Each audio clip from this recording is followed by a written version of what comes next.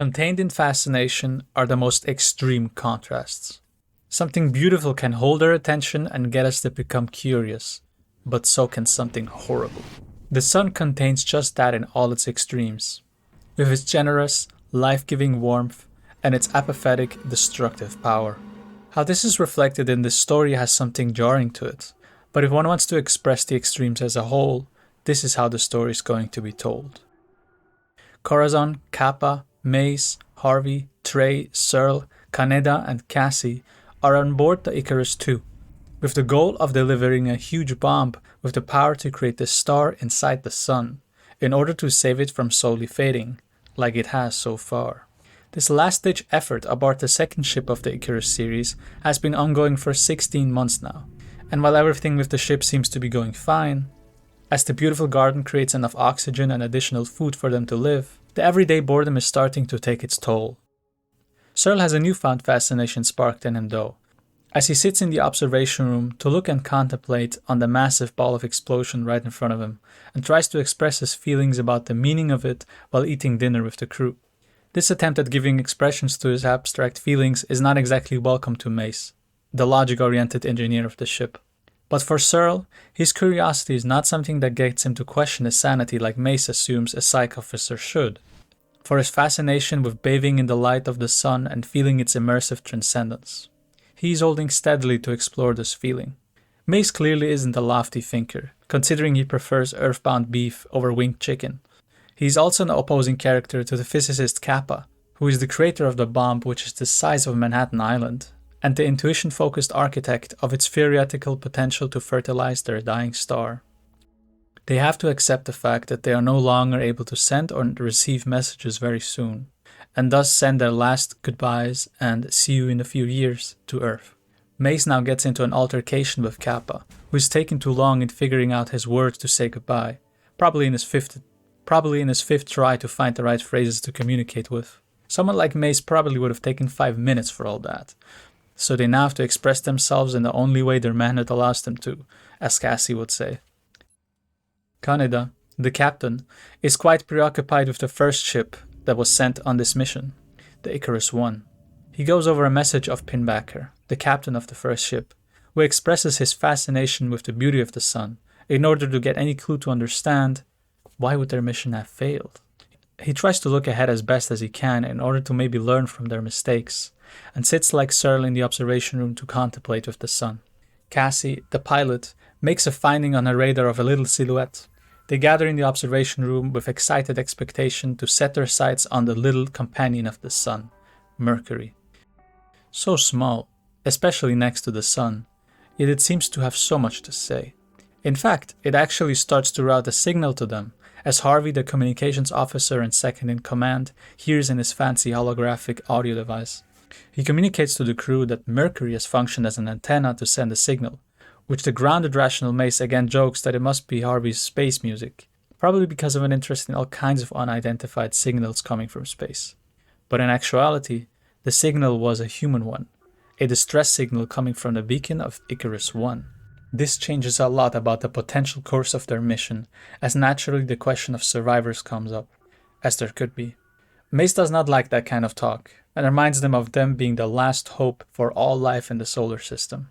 But Searle brings up that with Icarus I, they could have 2 last hopes, but doesn't want to solve it democratically like Mace does. And Kaneda already knows in their small meritocracy, the one who should be deciding is the one sitting in the background of it all, the physicist. After some speculative calculation, he can only agree with Searle, as this is the last bomb humanity could even build, and 2 are better than 1. This seems to rest heavy on Kappa's conscience, as he has a nightmare of falling into the sun. Upon awakening, he notices Cassie's around, who wanted to let him know that, despite most of the others thinking otherwise, she thinks he made the right decision. She also empathizes with his dreams that she has as well. So, they change course. But from now on, things are really starting to go south, even though there's no south in space. Trey, the navigator, forgot to adjust the shields while changing course to visit Icarus I, and as a result, damaging 4 shield cells that need to be repaired. Kaneda and Kappa make their way there, and are now working against time as they now also are at risk for damaging the bomb if they don't adjust their position. This means that soon they would be fully exposed to the deadly sun, so they work fast. But they are not fast enough, and the captain sends back the physicist in order to fix the last panel. He manages to complete the task, but there is no time, as much as the others are calling him back. Searle knows that there is nothing left to do, and can't help to conceal his fascination with the sun, asking Kaneda to express out loud what he sees, as if Searle is trying to unearth something secret that only Kaneda can now share with him, being so close to the deadly laser. All that it ends with is the screams of him being heated in the suit, and he is offering himself as the first sacrifice to complete this uncompromising mission. Not only do they lose him, but the sunlight also had hit their oxygen garden, putting them now into a position where the return trip is no longer guaranteed. Corazon, the botanist, is emotionally devastated to lose the garden. Kappa, in his little isolated part of the ship with his bomb, is visited by Cassie. She thinks that now things are completely different, and she knows that they won't make their way back home, and asks Kappa how he feels, if he is scared. He explains to her with fascination the process of the splitting of the nucleus necessary to achieve the continuous splitting that would result in the birth of a new star, and in the face of that beauty, says he is not scared.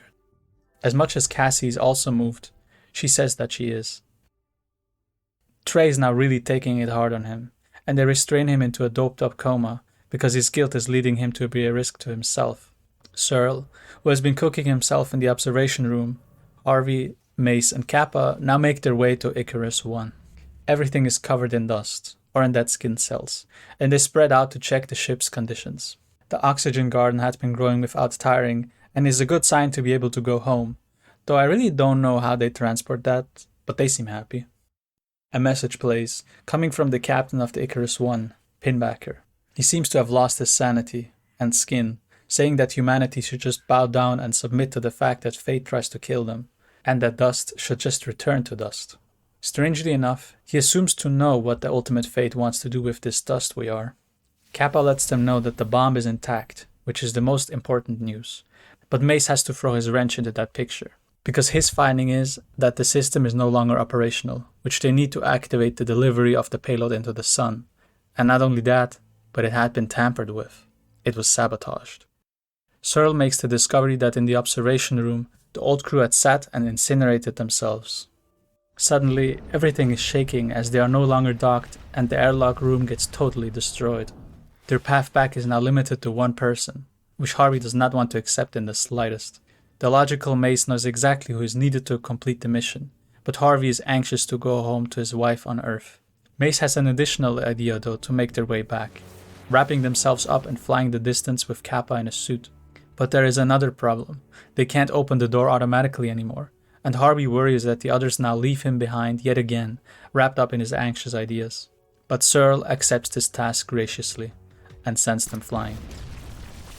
Kappa manages to fling Mace inside, but Harvey is floating too far, and freezes into a solid. Searle does not do long business on Icarus 1, and makes his way to the main space of comfort he resided in, and has his breaths taken away in the overwhelming power of the sun. Back on the ship, they are now faced with another difficult decision in this mission to deliver their last hope through this chaos. The oxygen would be too low, lowering to less than necessary before they could even send the payload, so they want to vote on killing Trey in order to save more time. They also assume that he might have sabotaged the ship's docking and are trying to scapegoat him for that. Cassie does not want to partake in this vote and make herself guilty. She knows Mace's logic, but is trying to retain her innocence. To Mace's surprise, it looks like Trey has already taken care of this problem without him, and now wants to make sure that Kappa, who made the decision for them to visit the Icarus 1, is to blame for the blood that has been spilled, as they fight as much as their limited oxygen allows them to. Kappa, on his routine check for the bomb, is now spoken to by the computer of Icarus, who says that Kappa is dying from the lack of oxygen, and that it won't be enough to get to the payload delivery. Kappa wants to correct Icarus, saying that Trey is dead and there are only 4 members left, but Icarus says that there are 5. In disbelief, Kappa asks who the 5th is. It seems there is someone unknown among them. He asks where this unknown is located, and he heads to the observation room. Completely engulfed, he sees this strange new entity, bathed in the light, completely surreal, asking Kappa if he's an angel. This disfigured being turns out to be Pinbacker, the captain of Icarus 1, and he cuts Kappa in the stomach, which also cuts off his communication. He runs away, trying to burn this fragment of what is left of Pinbacker. Every time he looks at him, he can only see him in a strange and distorted fashion, as if he's some glitch in reality which tries to be contained. Kappa is now locked in and Pinbacker is making his way to Corazon, who has just found the last surviving plant that could cultivate her garden again, but she gets brutally stabbed by this disfigured entity. He removes the mainframe from the cooling bath, and the light now goes out. Making his way to kill Cassie now, she's hiding in this darkness from him. Mace does his best to submerge the mainframe back into the coolant, and manages to get it some ways in there, which turns on the light. That gets Pinbacker to grab for Trey instead of Cassie, and she takes the opportunity to stab him. She also looks at him as if he was something strange, beyond just being burnt to almost a crisp, but as if he's visually a fluctuating and distorted entity. Mace continues to submerge more of the computers and tells Kappa that he has to now deliver the payload manually on his own. As much as he always harped on him, he's now putting all his trust and hope into Kappa to succeed in this goal, and trusts that he is able to achieve it. He takes his last dive, and now gets stuck to freeze to death, as Kappa listens to him closely share his last words. He takes on this challenge, and figures the only way to get out is to use the pressure of the ship to open the airlock. He makes his way through, after turning on the timer of the payload boosters to activate, as he's the last one who could set up and send the bomb, fighting with all that he got even after falling down. He makes his way through space, taking the leap to catch himself at the entrance, and the boosters turn on. Icarus, like the Ancient One, now burns up in the sun, leaving no way back home, only the dark ocean of space. He makes his way into the bomb and finds Cassie almost passed out. Pinbacker now grabs him, who holds him over the edge and tells him that after talking for 7 years with God, he is now bringing them to heaven by stopping them to fulfill their plan. Cassie jumps at him and the weight of them both together rips his arm off. They fall and land because of the bomb's gravitational pull, and she tells him to set it off. He goes inside, setting up all that he needs to finally commit to this final act they all came here for, and all life in the solar system is waiting for him to do. He starts the splitting process, and in the briefest of moments, experiences an eternal and transcending greeting with this rebirth of life in front of him.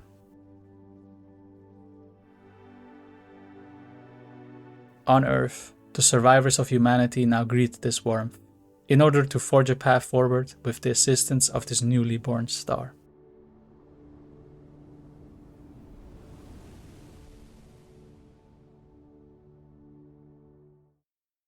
I find this movie quite an interesting one to explore from a psychological angle, because as much as the plot of it is a purely physical mission, it ends up reflecting a lot more about ourselves as humans in its imagery and situations.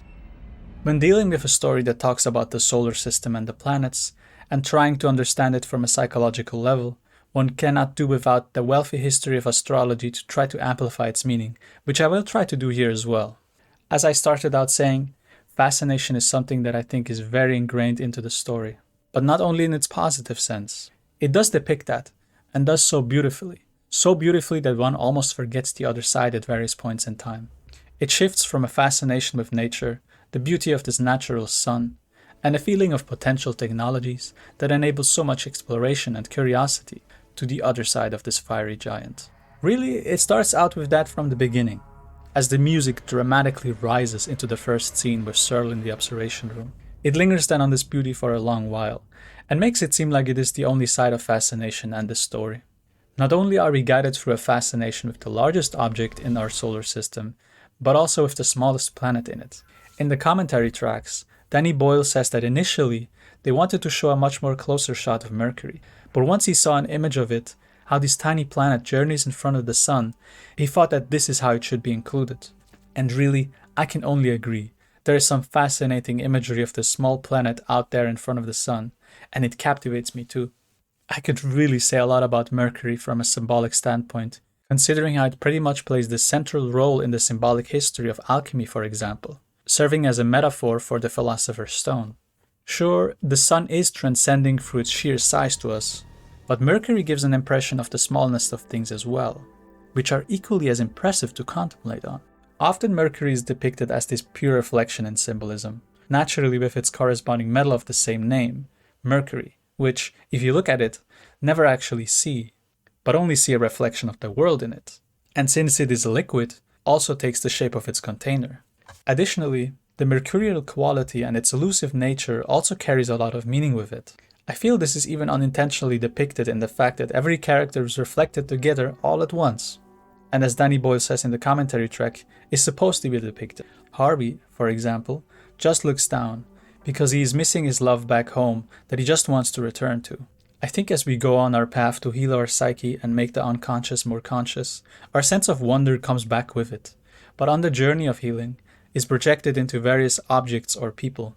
Some projected into a fascination with Mercury here, but he is just concerned with what he is seeing in his love back home.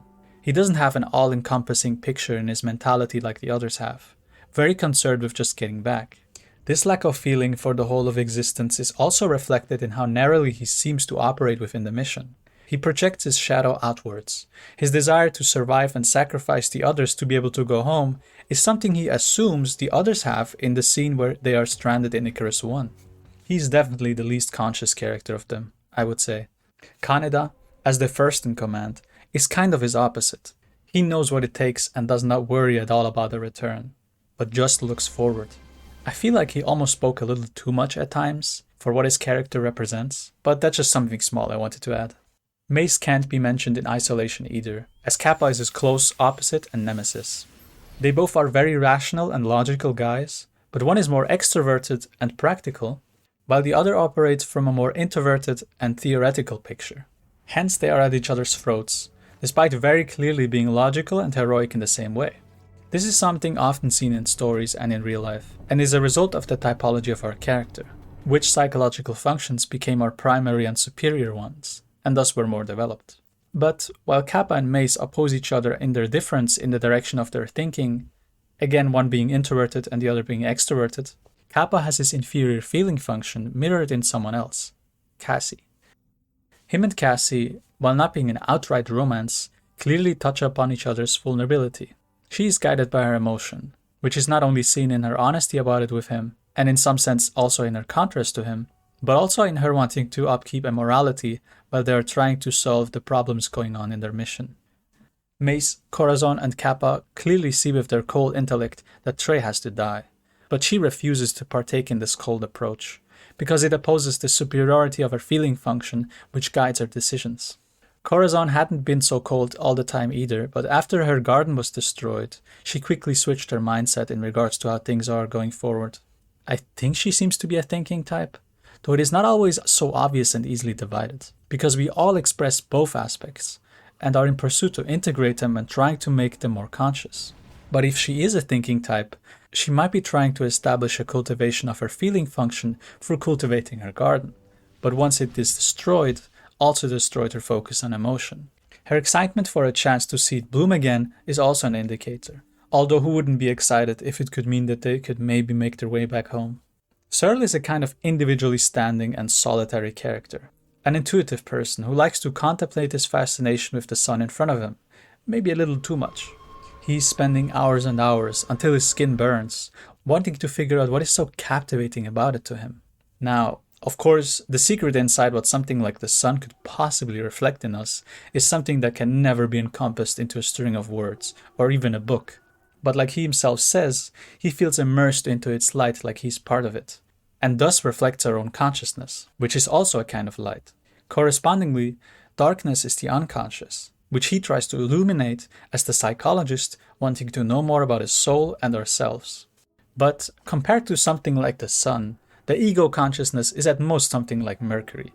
Of course, also an important and indispensable part of the psyche, but not an expression of the entirety of the personality. Though Mercury does express that often symbolically, but that was just a short size comparison.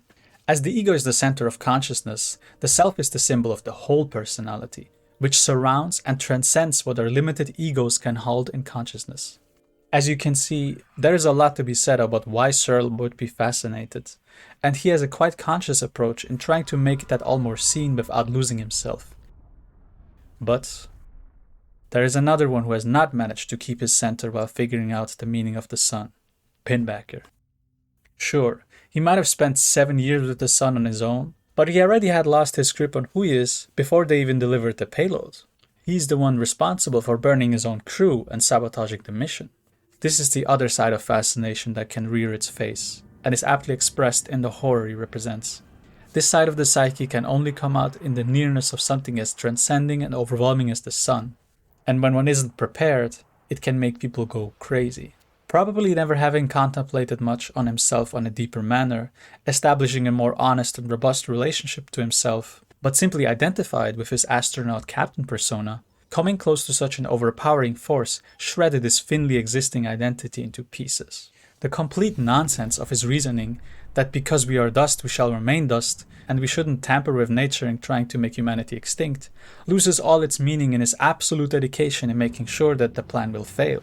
He isn't merely seeing himself as dust like the rest, otherwise he probably would just become totally nihilistic, but now takes on the role of being the chosen one to apparently know the will of the Absolute, inflating himself into a divine position from which he can judge all humans, but himself, in. This one-sided picture could have been balanced out in him if he focused less on the sun, but tries to recognize the meaning of Mercury in his life, how this comparatively infinitely small planet also plays a role in this universe, despite being just like his idea of worthless dust compared to the infinitely big glory of the sun. Even the way he kills the crew is reflected in him feeling like he's somehow the one who is in charge of this orchestra, setting up his victims like they are in a theater. Watching the commentary track, it is revealed that he's actually behind Trey's death, and made it look like he caused it himself. I wouldn't have guessed this at all, but Danny Boyle says that the evidence for this is laid out in the detail that there are 2 scalpels missing, when Mace picks up the one he wants to kill Trey with. Speaking of Trey, I don't really have that much to say about him. His character is something I can't quite put my finger on. He naturally does play a role, but all I can think of is that he's somehow the most striking example of this inherent guilt we all carry. This only becomes apparent once he becomes guilty for having failed them as their navigator. And with that, another pattern of human behavior is sort of revealed in how they start to blame him for having sabotaged even more of the mission. So often, the one who actually admits to having messed up and being guilty is now scapegoated for other problems that they are not responsible for, even though he's someone who took responsibility and actually got completely overwhelmed with this feeling of guilt for it. Outside that, I don't have much more to say about him. This brings this all to a close. I personally love this movie. After immersing myself in it, watching the commentary and behind the scenes, watching the movie again right before writing the script, I find it a beautiful sci-fi story that functions more as a reflection on us as people than as a potential sci-fi future. It also came out at an interesting point in time when CGI had been more and more introduced into movies, and this one relying heavily on it. It's baffling to think that in 2006, they sometimes had to wait 3 to 9 months to get back some results from the studio that did the CGI while they were filming. Today, I think pretty much all of this imagery can be rendered in real time with a good enough graphics card, which is just wild to think about. Some think that the switch to being more horror is kind of jarring, and while I do agree that the transition feels a bit sudden, I think it really completes the picture of the story, focusing on a fascination of beauty and horror, and thus delivering a holistic feel with it. Like I mentioned, it starts out with an intense rising right from the start. It is quite subtly hinted at that way. When it comes to the ending, this story is, I think, something that inspires a feeling of going on and doing everything you can, following your ideal even if it might burn up like Icarus. And really, I think that is required to reach a far-reaching goal like giving birth to a star. To meet and experience this for ourselves, through the emotions the story conveys that we go through day to day, it is required to turn into more conscious and whole human beings. The trials and tribulations on the way there are full of pitfalls and dangers, but those lucky few who manage to persevere and take on the pain and challenges consciously, not trying to escape what they feel deep inside, will feel this sunrise in their hearts, thawing all the frozen emotions slowly until there is nothing left but to grieve, and going through this dark night, get to feel the brightest and most beautiful born in their soul, and have the lofty Icarian spirit become embodied in the earthbound human, fully conscious like the light of the sun itself. And now, after they manage to succeed in their mission, this development of consciousness is a lesson and challenge still on humanity's distant horizon.